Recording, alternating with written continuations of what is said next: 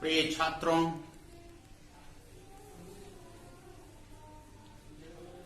मैं doctor S N. Chaudhary, department of commerce, MLSM college Darbhanga,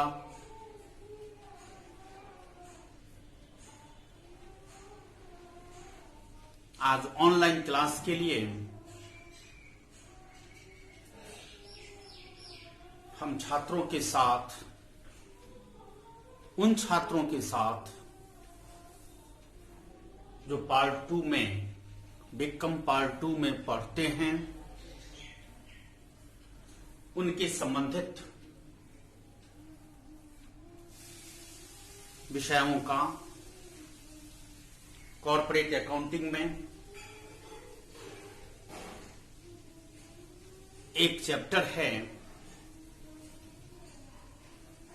जो liquidation of company, company का समापन आज है, होना होगा।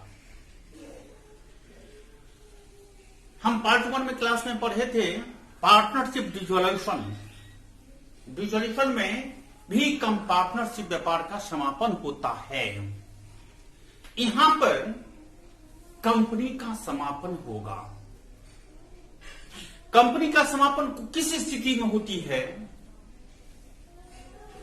यह जानकारी हमको लेना चाहिए।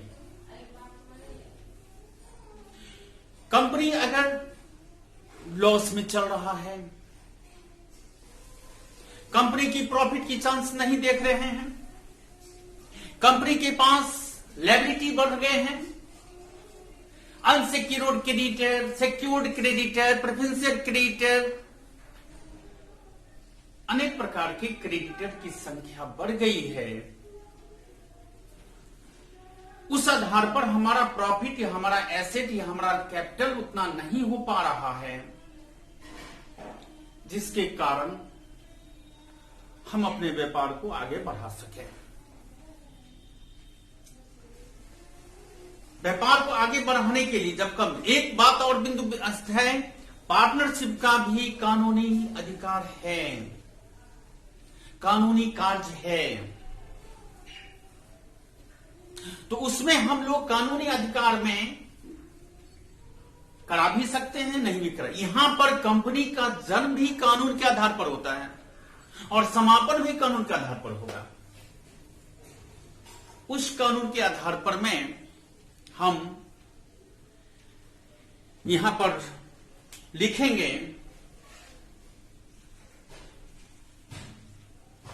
लिक्विडेशन ऑफ कंपनी, और इसका दूसरा नाम है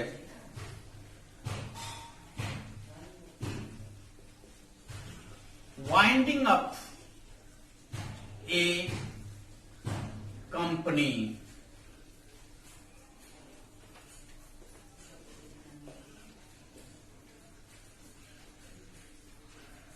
दोनों के नाम यही है, जो व्यापार को, कंपनी को तोड़ देना है, समाप्त कर देना है, खत्म हो जाएगा।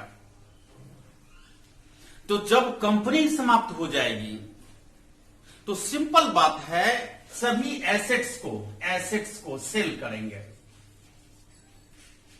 इससे अमाउंट प्राप्त होगा तो हम लायबिलिटी जो हमारा लायबिलिटी जो होगा, लायबिलिटीज, इसको पेमेंट कर देंगे, और जो बैलेंस बचेगा, रिमेनिंग अमाउंट, वह रिमेनिंग अमाउंट में प्रेफरेंशियल शेयर होल्डर को हम पेमेंट करेंगे, और फिर जो शेष बचेगा तो इक्विटी शेयर को पेमेंट करेंगे।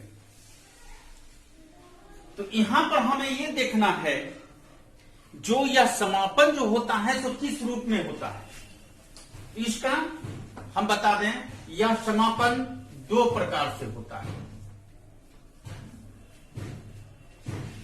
एक होता है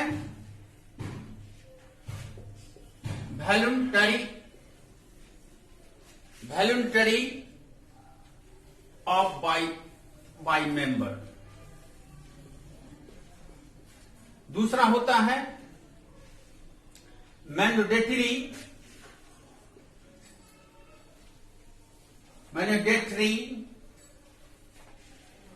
वाइंडिंग अप, वाइंडिंग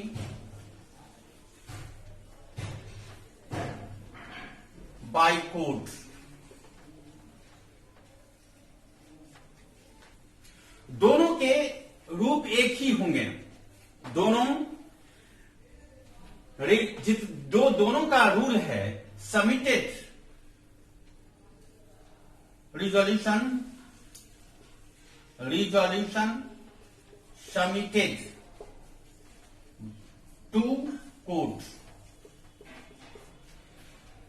इसके आधार पर हो या इसके आधार पर हो, दोनों के आधार पर दोनों का जो रेगुलेशन है वह कोर्ट में जमा होगा और उस कोर्ट में जमा होने पर हम इसको तोड़ देंगे, व्यापार टूट जाएगा। इसके लिए हमको एक लिक्विडेटर का बहाल करना पड़ेगा, डेटर का बहाल करना पड़ेगा। यह लिक्विडेटर कोर्ट के द्वारा बहाल होगी और इसको विभिन्न रूप में कोर्ट के द्वारा भी बनता है, लेकिन हम इसमें सबसे बड़ी बात है जो हमको यह पता लगाना होगा जो किस किस रूप में रुपया या रकम हम जो सेल करेंगे तो उसमें हम बांटेंगे, प्राप्त करेंगे। इसको प्राप्त करने के लिए जो हम लाएंगे, उसको प्राप्त करने के लिए हम एक सबसे पहले लिक्विडेटर का हाल देखेंगे, जो लिक्विडेटर किस रूप में करता है। और पहला काम वो रिसिप्ट में करेगा, रिसिप्ट का पहला काम करेगा जो कैश के द्वारा से surplus amount, issue of share, reissue of share, sale of assets, इस रूप से हमारा प्राप्तियां आ सकती है। पेमेंट जो होगा, पेमेंट जो हम करेंगे, इसको हम परफॉर्मेंस हम बताएंगे आपको। तो इसमें पहला पॉइंट होता है लिक्विडेटर एक्सपेंसेस, लिक्विडेशन एक्सपेंसेस, और दूसरा होता है लिक्विडेटर रिमोनेशन ऑफ लिक्विडेटर। तो इस लिक्विडेटर का रिमोनेशन जो होगा सो हमको देखना होगा। यह 3-4 प्रकार का हमारा लिक्विडेटर का रिमोनेशन होता है। पहला होता है on the basis of assets realised और सोल्ड। एसेट रियलाइज्ड, इस पर कमीशन होगा। हमारा लिक्विडेटर जितना कमीशन जितना एसेट को बेचेगा और उस एसेट को बेचने के बाद जो अमाउंट आएगा उस पर हम कमीशन लिखेंगे। तो रियलाइज्ड अमाउंट इसका रूल है इनटू रेट बाय 100 हम निकाल लेंगे। सिंपल तरीका है, सबसे सिंपल तरीका यह है जब एसेट रियलाइज करेंगे। दूसरा तरीका है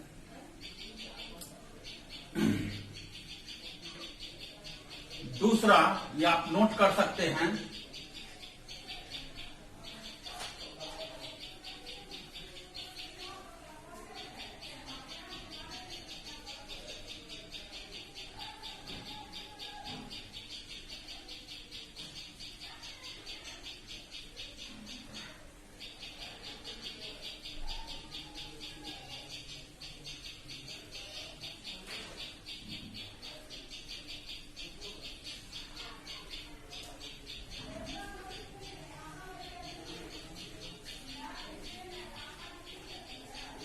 हाँ, दूसरा तरीका है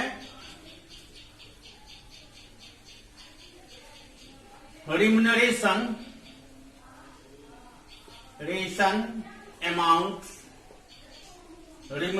amount paid to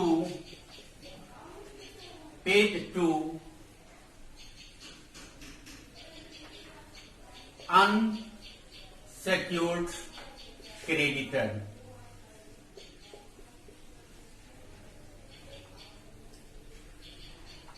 इसका सिंपल तरीका है अमाउंट इनटू रेट बाय 100 और तीसरा तरीका है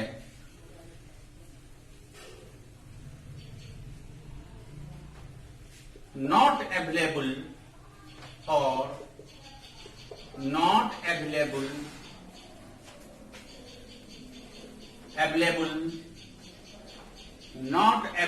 amount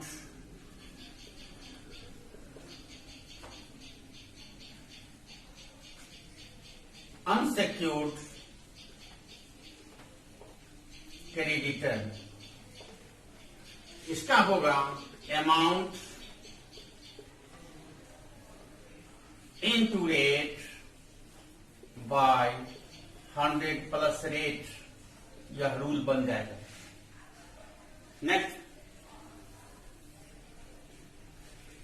तीसरा तरीका है, नेक्स्ट तरीका 2 हो गया, 3, चौथा तरीका है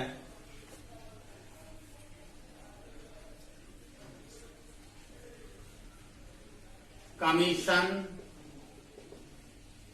of amount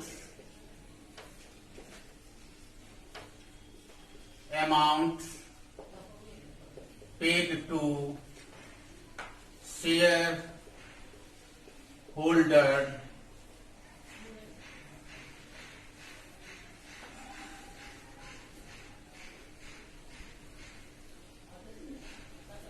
यहां पर लिखेंगे बैलेंस अमाउंट, रूल है इसका बैलेंस अमाउंट गुने रेट बाय 100 प्लस रेट।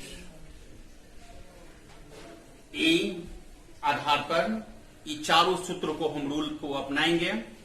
अब हम इसका परफॉर्मा लिख देते हैं, एक परफॉर्मा लिख देते हैं। इस परफॉर्मा के आधार पर हम अब इसको हिसाब को बनाएंगे।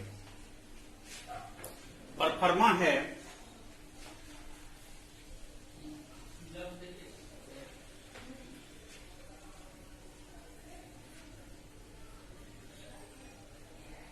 फाइनल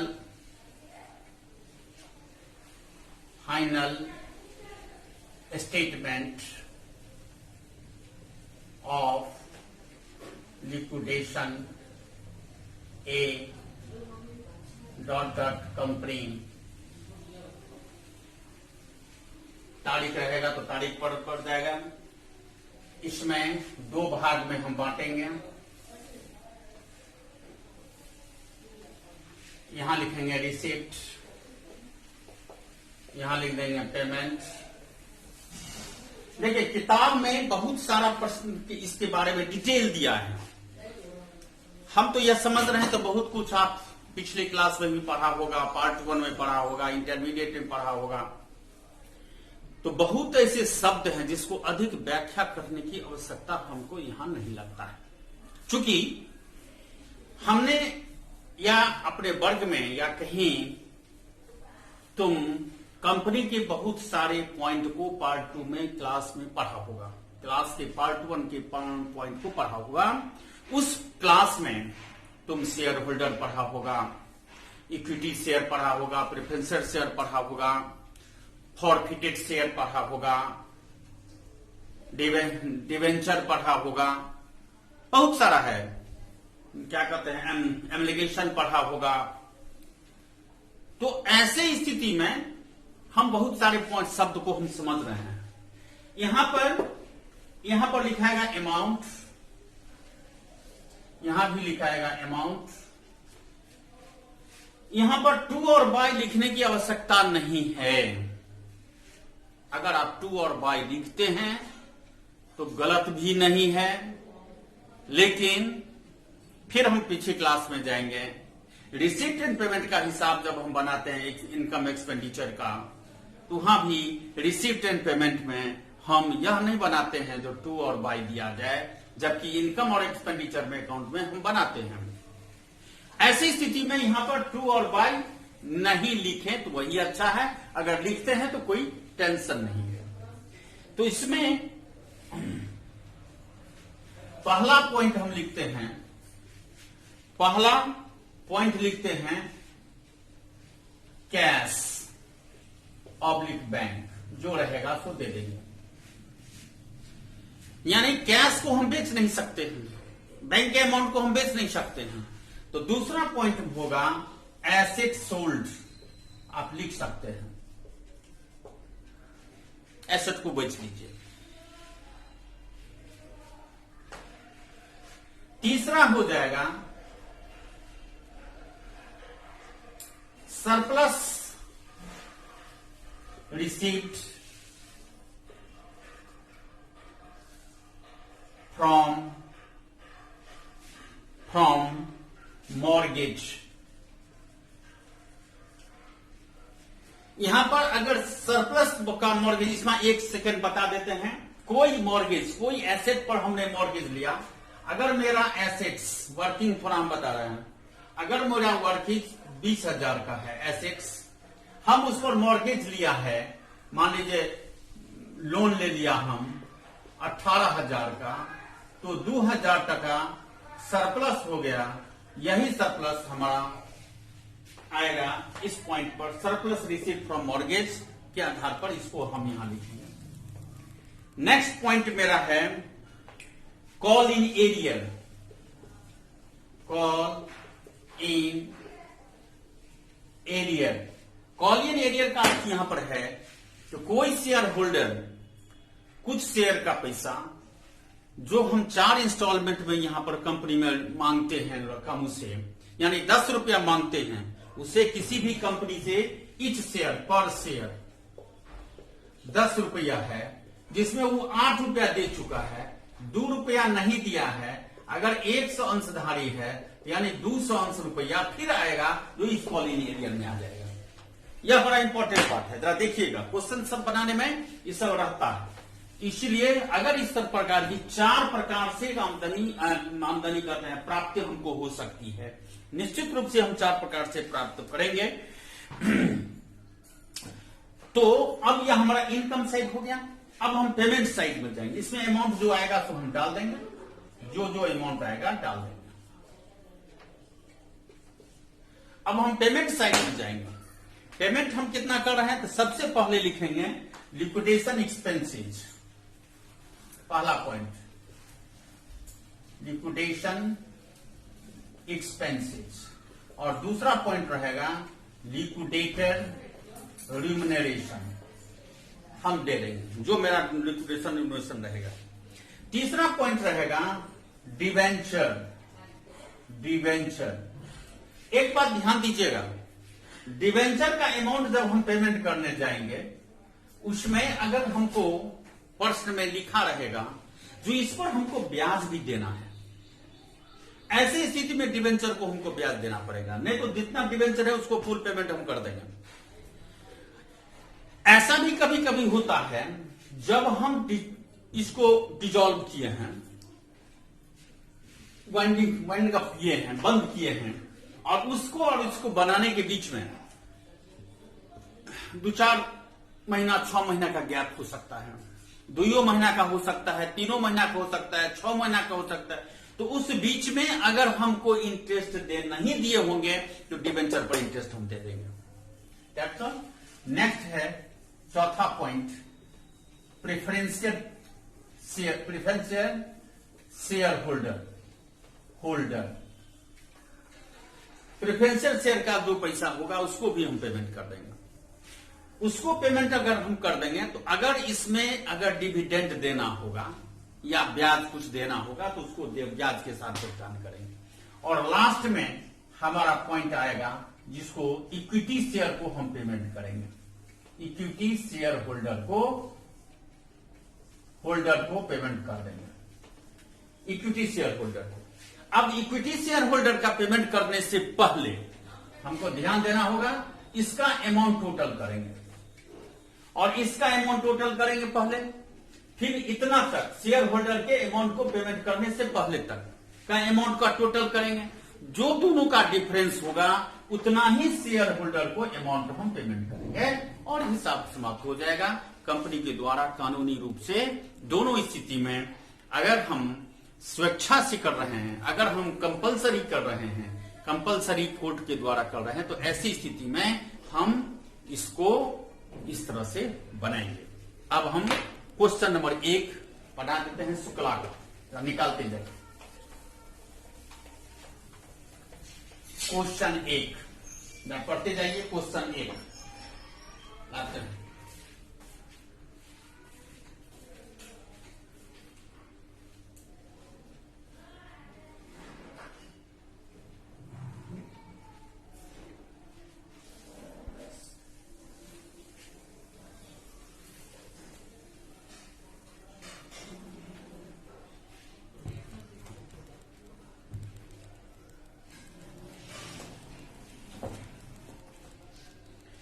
सबसे पहले क्वेश्चन 1 को हम पढ़ लेंगे। हम क्वेश्चन 1 पढ़ रहे हैं, किताब लाने गए थे। क्वेश्चन 1 कहता है, हिंदी में पढ़ देते हैं चाहे इंग्लिश में पढ़ देते हैं। A American transport company LTD in voluntary liquidation has paid off its creditor in full and liquidator in a position to make a return to the shareholders. The position is as follows: share capital is share issued 100 preferential share of rupees each, the 10 each fully paid, 300 equity share of 10 each fully paid, 400 equity shareholder 10 rupees 10 rupees 8 paid. The articles of the company provide but the preferential share shall have the property over the equity share to as payment a capital. The cost of liquidation rupees 140, creditor amount 2225 and assets realized 3740. A call of rupees 2 per share on the party paid equally share was duly paid except in case of one shareholder owing 100 share prepared the liquidator a final statement account. Hindi में पढ़ देते हैं। American transport company ने, जो ऐच्छिक समापन में है, कंपनी ने अपने सभी लेनदारों को पूर्ण भुगतान कर दिया है और निस्तारक अंशधारियों को राशियों को लौटाने की स्थिति में है। स्थिति निम्न प्रकार है: निर्गमित अंश पूंजी 100 पूर्वाधिकार अंश 10 रुपया वाले पूर्वदत्त, 300 समता अंश 10 रुपया वाले पूर्वदत्त, 400 अंश 10 रुपया वाले प्रत्येक 8 रुपया चुकता किया गया है। पार्षद अंतर नियम के अनुसार पूर्वाधिकार अंशों की समता अंशों की तुलना में पूंजी भुगतान के लिए पूर्वाधिकार प्राप्त है। समापन के व्यय 140 रुपया है। लेनदारों को 2225 रुपया के हैं। संपत्तियों पर 3740 वसूली है। ऐच्छिक आंशिक रूप से भुगतान किए गए अंशों पर प्रति अंश 2 रुपया की याचना की गई। सभी अंशों पर पूर्ण राशि प्राप्त हो गई, परंतु एक अंशधारी ने, जिसके पास 100 अंश थे, उसका भुगतान नहीं किया। निस्तारक का अंतिम विवरण खाता बनाइए। ठीक है बंधु, देखिए पहले हम सबसे पहले लिखेंगे liquidator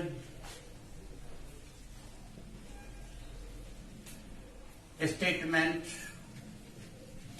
liquidator statement of account, heading लिख देंगे। अब इसको इससे हम बनाएंगे, यहां लिख देंगे रिसीप्ट, यहां लिख देंगे अमाउंट, यहां लिख देंगे पेमेंट, यहां लिख देंगे अमाउंट, राइट। चलिए अब हम इनकम साइड पहले लिख लेते हैं। हमारा प्रश्न कहता है जो कैश पहले से है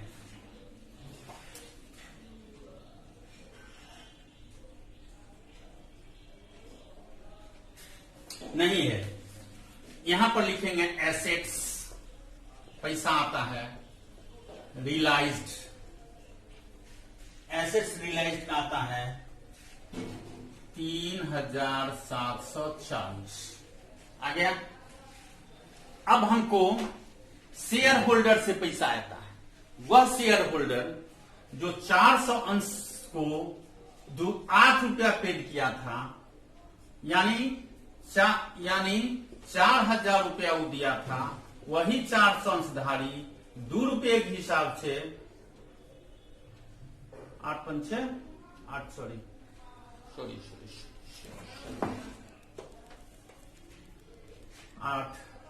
32 इतना रुपया दिया था। यह अंशधारी 800 रुपया दिया था, देना चाहिए।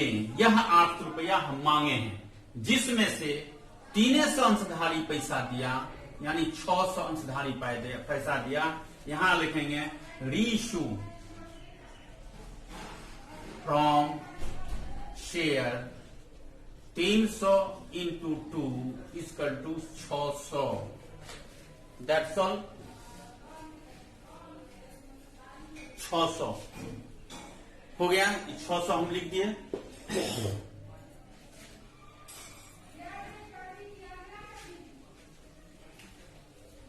अब हम पेमेंट करेंगे, यहां लिखेंगे लिक्विडेशन एक्सपेंसेस 140 रुपया हम पेमेंट कर रहे हैं। लिक्विडेशन एक्सपेंसेस को 140 रुपया लिखा हुआ है किताब में, 140। अब हमको पेमेंट करना है क्रेडिटर को, देख लीजिए किताब में, क्रेडिटर को पेमेंट करना है 2225 यानी 2225, इसको हमको पेमेंट करना है। और इसके बाद लिखेंगे पीएस, पीएन प्रेफरेंशियल शेयर, यह है 1000 रुपया, यानी 100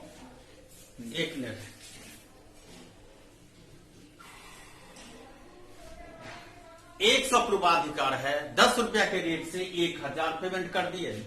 अब इसको हम बंद कर देंगे और टोटल कर देंगे, यानी इसका हो जाएगा 40 43 40, इसका टोटल होता है। यहां भी होगा 43 40, खाता क्लोज। अब दोनों का डिफरेंस हम निकालेंगे, तो इसका टोटल हो जाता है 5 6 2 3, यानी 4340 में से घट जाएगा तो 5 7 713 ये हो जाएगा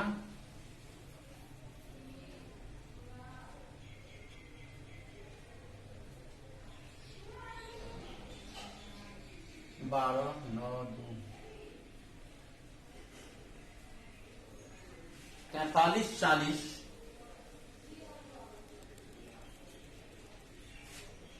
9 4 6 4 10, गलती है यहां पर,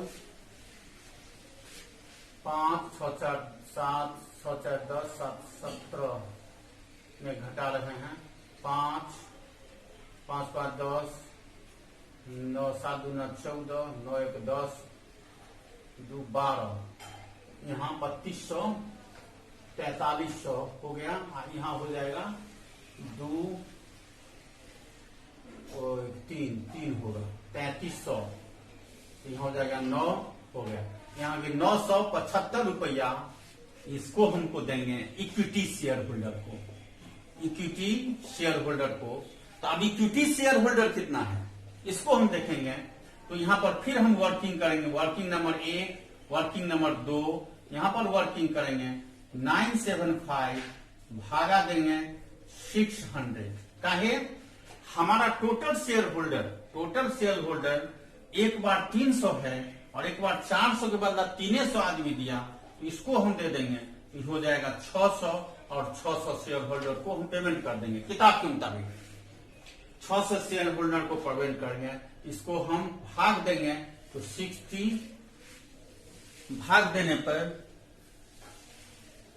62.5 एट द रेट ऑफ हो जाएगा, एट द रेट ऑफ 62.5 पर शेयर एंड 600 शेयर पर ऑन 600 शेयर। यह हमारा आंसर हो गया। इसी तरह से हम लिक्विडेशन हिसाब बनाएंगे।